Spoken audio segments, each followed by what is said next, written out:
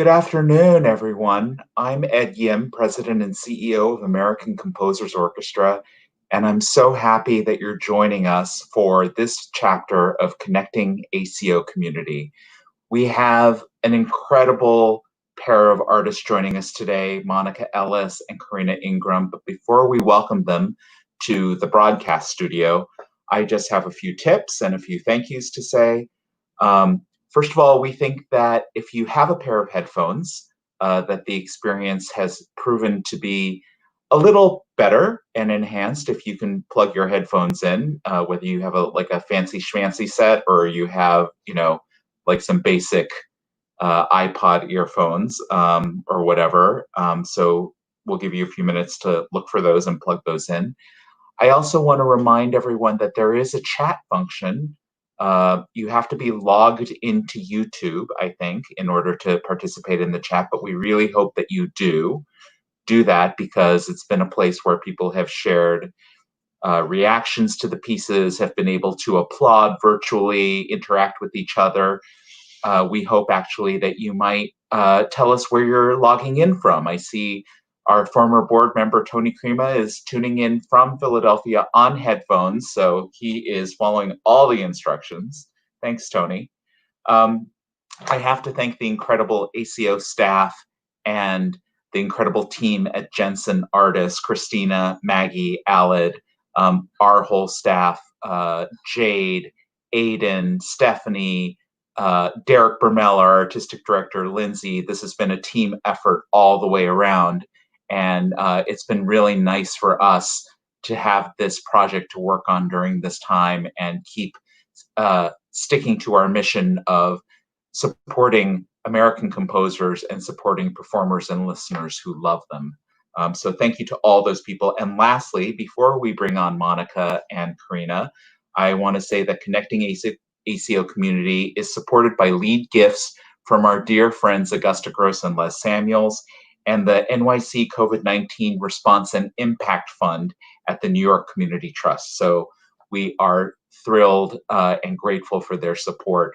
And speaking of support, I know these are tough times, but if you have been enjoying Connecting ACO Community, if you want to support ACO and other programs like this and are able to consider a gift at this time, there is a link that's going to go up in the chat box right now so that you can support activities like this and other activities in new music and for composers as we continue to figure out how to pivot in this new era. All right, without any further ado, I want to welcome the fierce and fabulous MONICA ELLIS and the beautiful and creative Karena Ingram. Hello, MONICA. Hello, Ed. How are you? Good. It's so good to see you. Hi, Karina. Hi, how are you? Great to see you. Well, I have to thank both of you so much for sharing your gifts with us today and by working on this piece. So thank you for being part of ACO's community and for doing this. How has it been? Thank you. It's been a great experience. I hope MONICA can say the same, that this has been fun working together on this piece. So I think that it's just been an amazing experience. Likewise. I had not been familiar with Karina before, and you guys put together a pretty comprehensive list. I have to say, of composers that I was able to look through, and I was doing my due diligence. And when I came across her website, and obviously her accomplishments are many, and her music is just really, really captivating. And so I thought, this might be a really cool partnership. And yes, it's been loads of fun. We connected very easily right away. And the virtual world really is quite remarkable, I have to say, because you really can maintain a connection with people. Like, I think even very different than before, because how many times would you say, oh, just hop on a Zoom and you would actually see someone to talk to them and communicate with them? We usually would just talk on the phone. Yeah. And so just that alone, being able to look someone in the eye, I think in this time we're in, absolutely translates into music that you're going to make together, and creation that you're going to, what you're going to create together. That's terrific. And I think, Monica, what you're describing is actually one of the lasting effects of this time is the connection that people have made, even over geography and over, over distance, and just being in different circles and, meeting new people this way. One of the things that we didn't realize necessarily when we named this program Connecting ACO Community is we wanted to connect with our audiences, right? And so that has proven true. But we've also had the great pleasure of watching artists who didn't know each other before connecting with each other. So that's been a beautiful thing to watch too.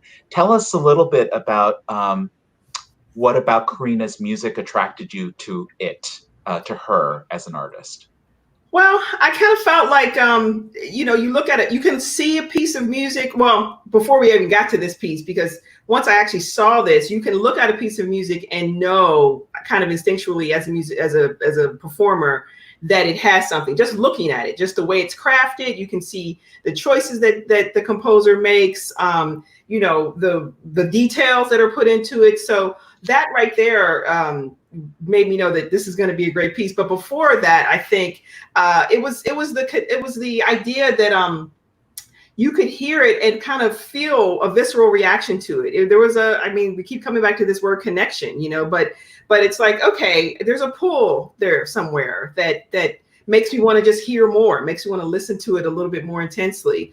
And an approachability, I think, as well, which is really important for my sake, at least. I want to be able to see a piece of music, hear a piece of music, and say, okay, my mom can listen to this. And I think she's out there, so I'm giving my shout out right now. But there's Hi, always Mom. hi, Mom. There's always that someone who is supposedly a layperson, but not even, because someone like her and people, of course, across the world may not be musicians, but they know what they like. And they know when they hear something that there is some sort of connection and some sort of relationship that they can have with the music. And I really felt that way with Karina's music when I was checking out her website and just seeing what was out there. And this piece that you'll hear in a few moments definitely carries through with that notion. Terrific. Thank you. Karina, when we first approached you and told you that you knew ACO, and we'll talk a little bit about that later, about how you're connected to us, but when we said we'd like you to write a solo bassoon piece for the one and only Monica Ellis, what was your first thought about writing for bassoon and for Monica? At first, it was a pause, only because bassoon has such a distinct sound and a distinct character. So I admit initially I was like, is that something I could successfully pull off well, I guess, in a sense? It's a difficult instrument to approach when thinking about composing for. But I mean, it was a challenge, wasn't it? Yeah. It was a challenge in that aspect, but I do enjoy writing for winds a lot. So I was excited to have the opportunity to do so. I looked up Amani Winds and Monica and their work, and was captivated by their artistry, by the way that they really shape colors and tones and the richness of the instruments. And I was immediately this is going to be a fun project. But initially I was just a bit scared of okay, solo bassoon, I can make it work, but it'll be a tough one, I think. But it actually ended up working very organically in the end. She's not alone in that. I think a lot of composers do get a little skittish about the instrument, not recognizing the range of it, the capabilities that I would like to think that it has, because it just, it's a 3.5 octave range. So it's a huge instrument. It can, have this incredible tenor register, count down in the basement, be very bass oriented instrument. So, it has all of these qualities to it. And yeah, some people are like, okay, maybe not, but I'm glad she took the charge for sure. Yeah. Monica, before we let you go off to the virtual green room to get ready for your performance, I wanted to just ask you a little bit. One of the reasons that you're part of the ACO community is because as a member of Amani Winds, you premiered the the piece "Phenomenal Women" by Valerie Coleman. I think almost 2 years ago now. Can you believe it? Yes, I know. Yeah. Crazy. Yeah, and I want to give a shout out to Toyin, who I saw is tuned in. Hi, Toyin.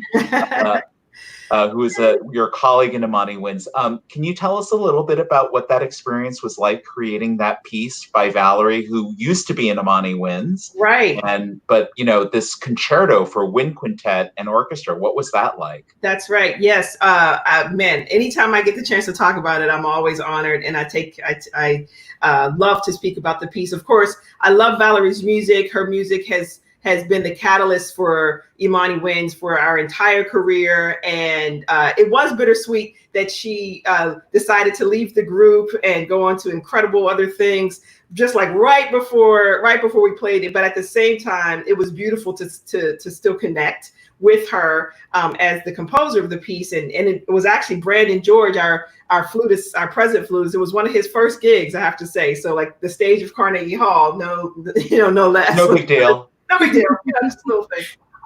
But yeah, the idea of Phenomenal Women is taking each of the instruments, all 5 of us, and having a way of that we all have a solo moment within these large movements. But then she beautifully brings us together in moments as well. So she found a way to make us sound like one instrument in front of the orchestra, as well as having these moments to have a solo piece. And each movement represents a different phenomenal woman.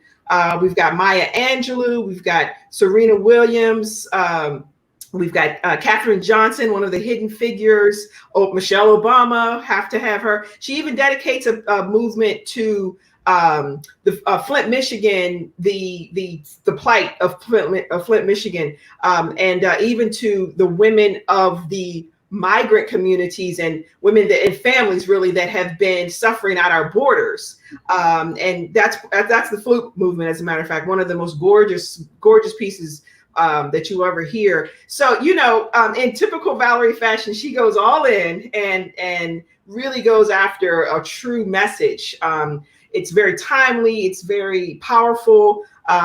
She just really, knocked it out the park with that one. We've had the chance to play it a few other times and hoping for more performances when we can get back to our lives. But yeah, it was wonderful to collaborate with you all. I mean, just incredible, and very different for us too, by the way. We don't get the chance to do something like that very often. So it was a pleasure just by nature of having a concerto experience. But for wind quintet, what? Yeah, so, yeah. It was really, really a special experience. It was an amazing night. Monica, we're going to let you plug in and take a breath before you perform this world premiere. So see you in a few seconds. Okay. See you in a bit. Yeah. Karina, while Monica's getting ready, I just wanted to ask you briefly to tell our audience today how you first met ACO. I first met ACO, I believe it was September of 2017. I was a part of your Earshot program with the Indianapolis Chamber Orchestra, where I had a symphonic work of mine, Animals of the Solstice, Calm of the Equinox. I had a full orchestral version and a reduction for chamber orchestra, and I had them read it and perform it during that experience, and it still sticks with me. Being able to work with, world-class musicians and other composers and colleagues in that experience, fresh out of, undergrad. So it was a great opportunity with the ACO. Yeah, well, I'm so glad that you did that and that was a good experience for you, because in case people are wondering, the start of this program, Connecting ACO Community, really started with giving all of the performers a list of all of the wonderful emerging composers that we've worked with over the past 10 years and letting them discover new voices from that pool, that family, that community that ACO has built over the past 10 years. And so we're so glad that you have, come back into our lives through this program, Karina. Yeah, no, I'm so grateful and so honored to be able to work with ACO again, especially with, an opportunity like this that's so important with the time that we're having, with performances being canceled, to be able to still share the joys of music within our community and with others around us, I think is extremely important. And so thank you so much for, this amazing experience. Thank you. Thank you. And I'm seeing it's wonderful. We have people tuning in from Idaho and Annapolis. And, sometimes we get some people from Europe even tuning in. So this is really fantastic. All right, Karina, let's hear the world premiere of your piece for solo bassoon, No Air, performed by Monica Ellis.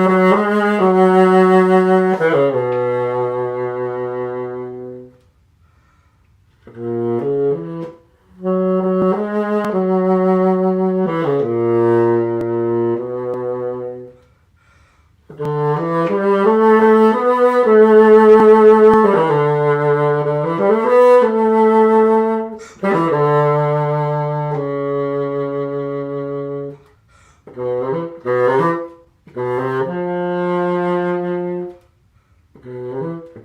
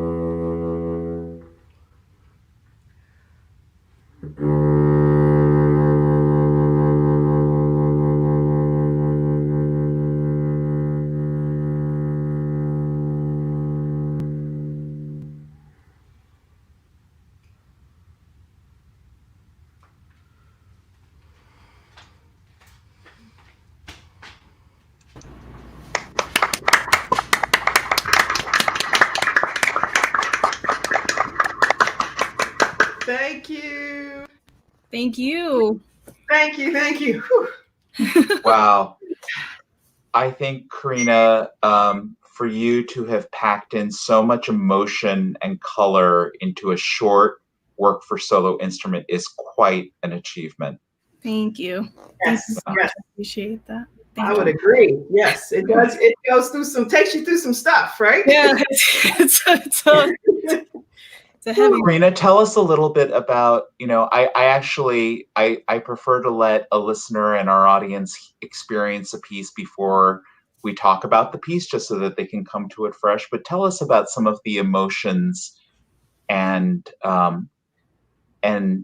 messages that you were the moods that you were trying to get across in the writing in this piece. Of course. So No Air was written as a lament for the Black lives that were lost at the hands of police brutality and racism in our country. And so I tried to shape the piece with the grief and frustration, but also the perseverance and strength that our community has to move forward and to support each other and try to fight for justice for us, for against the injustices that have been, placed on the Black community. So it's sort of it arcs the lament of those lives that are lost, the strength and the passion and again the frustration of the movement as it stands now with everyone protesting, and it ends back to the lament that we may face if things do not eventually get better, if change is not if things don't change for the better in the near future.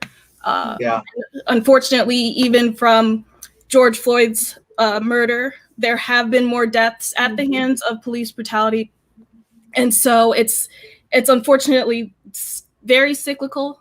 So that's the kind of arc that I wanted to represent in the piece. So a very, very important and timely message in this piece, Karina. Thank you so much for writing it and sharing with us during this time. Monica, did you know before you got the piece that Karina was going to be addressing these crucial issues through this piece? I didn't. I did not. The first time we connected on Zoom, she said that she would, after we yucked it up for a while, you know. Yeah, I can tell you two don't get along at all. I know, right? I know, right? Yeah. We first talked about it even too. But yeah, she said, okay, you know, I'll get you a few ideas. I'll get you a few sketches. We came to a conclusion of when this would happen, and you know, we knew the timeline and everything. And when we knew that, I was kind of concerned for her because it was rather soon. And I said, you know, I just want to make sure you're cool with that, because you know, we could wait till later in the summer with, of course, with you guys' schedule and all. But you know, next thing I know, she's literally handing me the full piece. And she just said, like a week and a half almost, right? I think, yeah, it was about maybe a week or 2 weeks. Maybe 2 weeks. Yeah, just kind of, and she said, you know, just kind of flowed out of me. And like you had said, it was very much in the thick of the protests, which are still going on and which we hope will indeed continue. But yeah, she said just these ideas, these motives, just really kind of came out, and there was really no editing. Like one bar got added at the climax of the piece. And I told her, as my colleagues know, I'm the backseat arranger all day long, because I'm not a composer, but you know, I'll arrange the heck out of somebody else's music. Did you need an extra breath there? Is that why you added something? No, actually, I wanted more music. Like I was like, could we just add one more? Yeah, like one more step, you know, to get to the height of that moment. But you know, the title, I know you'll get to that too. Well, you know, it's obviously No Air, but she said, I'm thinking about a title, and what do you think about this title? And immediately, just No Air. I mean, it actually took my breath away, literally, like the idea of literal no air, you know, and as a wind player, obviously that's a very, you know, just we connect to that notion. And when I talk to students, I talk about breath and is our lifeblood. We can't play, we literally cannot make these things go without our own breath, without our own energy coming through the instrument. And so this idea that these people, these victims of these atrocities have no more air, you know, just that notion, it literally just floored me. And so I really did try to kind of emulate this idea of being breathless and being out of air, you know, at times. It's quite moving, I think, when you think about that idea that the air just stops, you know. On so many different levels, yes, right? Yeah. On so many different musical, in terms of violence and what's happened to these Black men, right? In terms of the air that is being sucked out of our society because of these issues right now. Right. Yes, it was very timely. So no, I did not know that what I would get, but it just hit the mark so well, and I'm really excited to continue to play the piece and kind of get it into my personal repertoire and maybe others too. Yeah, absolutely. I want to ask Monica, you, before we wrap up, you have been part of this amazing movement that's been going on that was initiated by the terrific principal clarinet of the New York Philharmonic, Anthony McGill, called Take Two Knees. Can you tell our audience about what's happening with that and what it's meant? Sure. Yes, happy to. Well, as you said, Anthony McGill, African-American clarinetist. He's the principal clarinet in the New York Philharmonic, and, you know, has loads of incredible accomplishments in his own right, in his own career. About probably almost a month ago, I guess, you know, he creates this piece of art, really is what it is. A video of himself playing America the Beautiful, but in a much skewed minor key, a manner in which it is very unexpected and very, very powerful, and kind of doesn't finish it, in fact. So, you know, you have this arrangement basically of this iconic piece of Americana, but done in a way that really is timely, because it's not America the Beautiful. In fact, you know, we are in a place where we are not at our best by any stretch of the imagination. And then he goes on to say that in his post, please, I invite everyone to read it, that we should take 2 knees now because 1 is not enough. And he was certainly attributing that to Colin Kaepernick taking a knee, during his career as a football player. And as we know, unfortunately, he's been blackballed since then. But it's and at the end of the video, Anthony does just that. So, he sent out a challenge, if you will, for anybody out there to do the same in solidarity in the movement. And I was struck by it. I really, really was. And, folks that know me, I'm on social media for sure, but, I'm not like in it, unless I'm certainly promoting, something for my career. But this really, I felt like I couldn't look away. I couldn't stay away. And I think that indeed is the nature of the movement in general, that people cannot look away anymore. We can't just say, well, this one will get swept under the rug again. Like real change, I think, is occurring because it's so blatant and it's so obvious. And so that challenge, Take 2 Knees, was something that I really wanted to participate in. And so I did my own moment, Lift Every Voice and Sing. I just did a snippet of it, the African American national anthem, and in the spirit of Anthony, just left out, I guess, the end of it, knowing that we just have so much more further to go. So, yeah. I think it's all of these, and then thousands of people, hundreds, I guess, of other artists have done this and hashtag Take 2 Knees.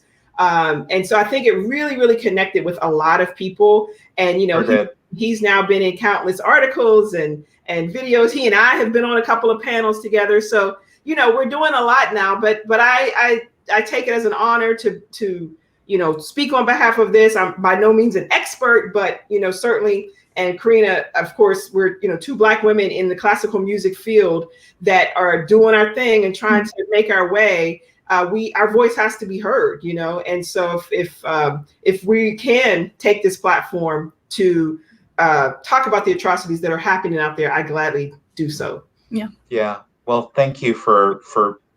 I mean, you say you're not an expert by any means, Monica, but you are a leader in our field, not only in this movement, but also just in general. And so I think it's been incredibly important to have you take that role. Karina, before we say goodbye, can you tell me a little bit about what you're working on next? What's next on your project list? Well, I had been working on a string quartet piece that I've been like bouncing between on and off. So probably continuing that, hoping to finish that within the next year. We have the time now with the quarantine, so this would be the time to finish it. So that'll be my next large project probably.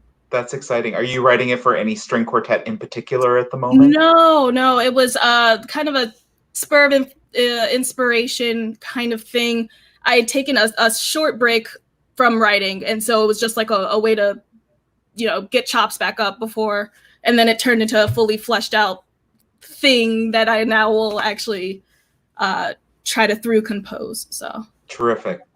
Well, keep us posted on that. Mm-hmm. We want to hear about all your projects going forward.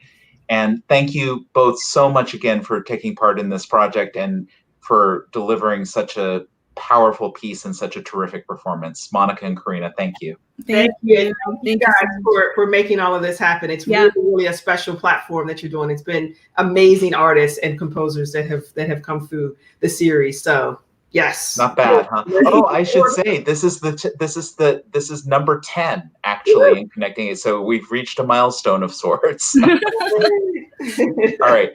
You both take care now. Thank you. Thank you so much. That was Monica Ellis and Karena Ingram in Chapter 10 of Connecting ACO Community. Before I finish, I want to thank all of you again for joining us. Next week, we see Stephen Gosling, the pianist, with a new piece by Chris Osniak. Volume 3 will be announced in mid-July, and I'll give you a sneak peek. It will feature some ACO orchestra musicians, which we're very excited about. Some of you may seen that Carnegie Hall has, not surprisingly, but still sadly, canceled the rest of its fall season. They expect not to be back until January 2021. That includes ACO's Carnegie Hall concert in November of 2020. That will not happen, unfortunately.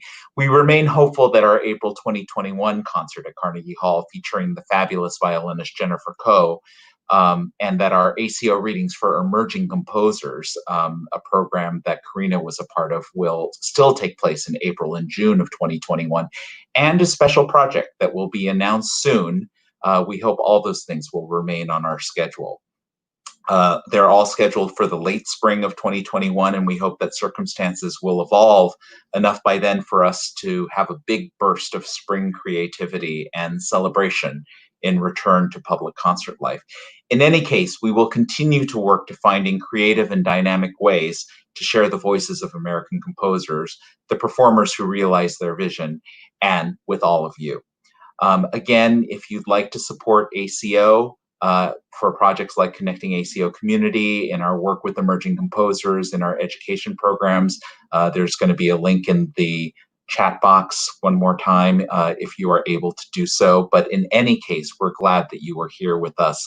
Stay safe, stay healthy, stay hopeful, and obviously from today we can see art matters now more than ever. Thanks so much. See you next week.